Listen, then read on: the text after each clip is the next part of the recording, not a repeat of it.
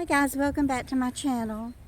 I wanted to show y'all that we lost a little Itsy-Bitsy. This is the old spider web that was here from last week.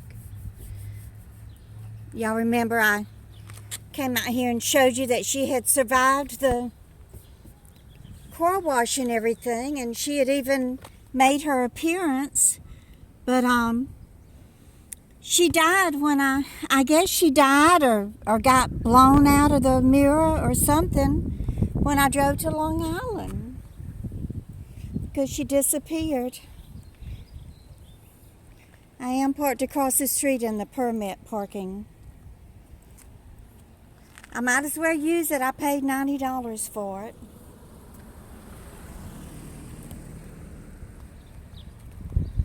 Let's go inside and we'll have a little chat. But seeing that Itsy-Bitsy died, and you know, she survived that powerful car wash. I mean, good Lord, y'all. You saw how much force was in that water and all of those big old flapping pieces of strips of canvas or whatever it was. My flowers aren't doing too good either. Of course, I haven't really taken much care of them this week. I've really been busy with my YouTube channel. But all the work that I've done on it has been successful, and I'm very proud of myself.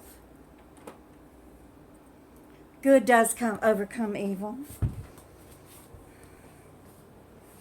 But let's just have a little talk. I think I ended my storytelling with about the time that I got pregnant with Jill. So that would have been in 1980. She was born in 1981. Let's say hi to the menagerie here.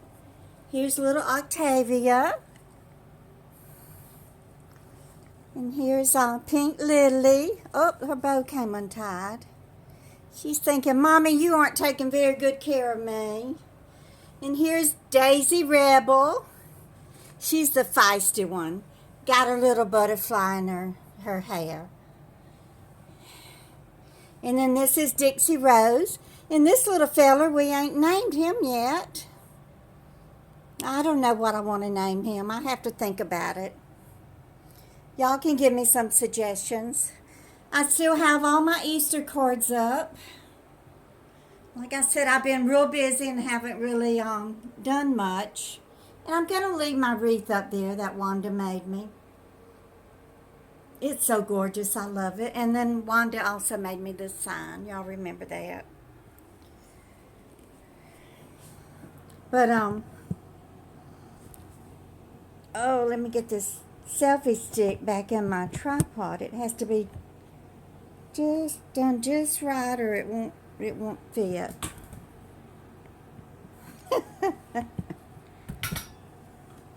Or I reckon I could just hold it in my hand while I talk to y'all.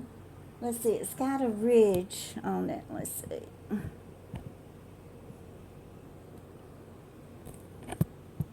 Well, I hope you all had fun with our giveaway that we had this week. You know, I am going to have another one. What is wrong with this selfie stick? There we go. I am going to have another one. So I have to kind of give it some thought. You know, what I think that y'all will like. Oh, ooh, it fell down. Oh, okay. But I got my necklace on today from Tanya. Y'all remember she gave this to me several weeks ago. It's in memory of Jeremy. It has his birthstone and his name written in here. And look, those move around. And Tanya lives in Martinsville, Virginia. I haven't forgotten about you, sweetheart. I think about you every time I see my necklace. And even when I don't see my necklace. But anyway, talking about little Itsy-Bitsy now, you know, she survived that hurricane, but then she didn't survive the drive to Long Island. And I kind of think that our lives parallel that. Um, sometimes we're able to survive the big knockdowns that we get in life, but then you let some little tiny something come along and it throws us for a loop. Um, I think that's because when something major happens, a major traumatic event, um, something that is really devastating to us, we're probably more likely to seek help. To make an appointment with a psychiatrist or a psychologist and get some medication to help us get through the traumatic events. But then the little things in life, the little bumps in the road that come along, we try to handle them all by ourselves. And that's something you should never do. They're just with Facebook, and even though a lot of us, we don't live near our families anymore, or our sisters or brothers, or dear friends from school or college or co-workers, sometimes we move away and we don't have that support system anymore. So it is important to reach out and to get support, even if it's minor school, minors. Minor, we'll say minor. Oh, Lord, y'all. I can't even pronounce simple words anymore. But even if it's a minor setback in our lives, we may not think that it's going to affect us or cause us to be depressed, but sometimes it does. And maybe we don't seek professional help, but you do need somebody to talk to, and a good dear friend that you can trust and who will listen to you and not judge you. And that's the most important thing, is to be able to talk to someone with trust and faith, that they won't go behind your back and gossip about you, but that they will understand. And sometimes maybe the person that you're talking to, they don't really know how to extend the sympathy to you. I know I've had times when people have talked to me about something major in their lives or something that was really affecting them, and I just didn't know what to say. But I would say, it's going to be okay. That's really all you need to say is, I'm sorry, and it's going to be okay, and this too shall pass. That's really all you need. I know after Jeremy died, of course, that was a traumatic event. I sought help everywhere. Psychiatrists, psychologists, friends, family. But I had a very good friend. Her name is Ann McBride, and she actually baked the cross cake for Jeremy's funeral. The cake that was in the shape of a cross. I'll get that out of the pictures and show that to you one day. But I would go to her house there in Orlando and just, sit there at her dining room table and just cry and cry and cry and talk to her. And I remember her telling me one day, you can come and sit at my dining room table as many times as you need to, and cry. And that just made me feel good, knowing that I had her there to listen to me and to give me comfort and understanding. So that helped me a lot. But so I was just wondering, do you go through life and you're able to handle these big traumatic events and stay strong, but then something little comes along and it knocks you down and takes your breath away, and you just sometimes don't know how to handle it. That's very challenging at times.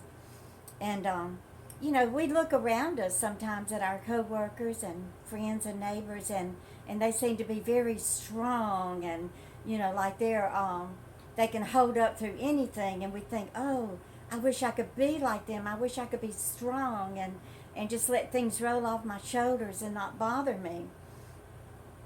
But even though they appear strong on the outside, you don't know what's going on in their heart, and and their conscience.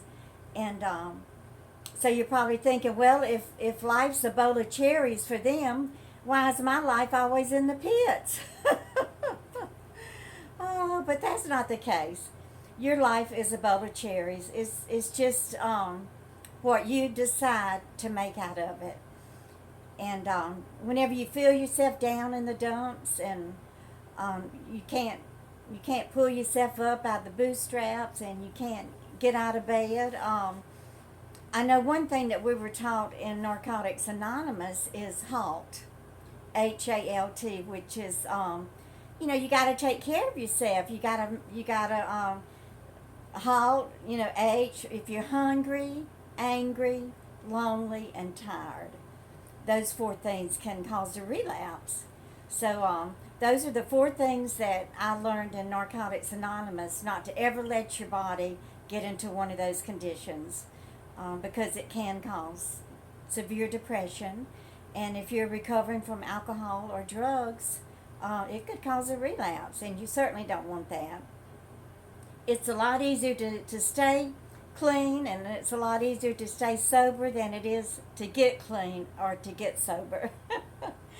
I know I've had a few relapses myself, and pulling yourself back up after relapsing on drugs is not an easy thing to do, and that's something I hope will never happen to me again, and I do try every day not to let it happen. I do take care of myself.